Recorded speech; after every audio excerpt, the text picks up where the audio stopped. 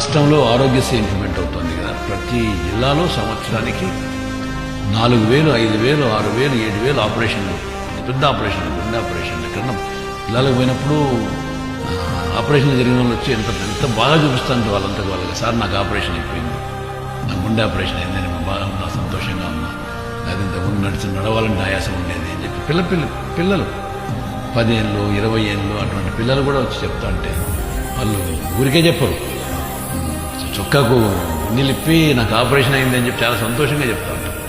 చూస్తే చాలా సంతోషంగా ఉంటుంది. అటువంటివన్నీ నేను చేస్తామని చెప్పి మేము ఇప్పుడు ఎన్నికల ప్రణాళికలు కూడా చెప్పరా.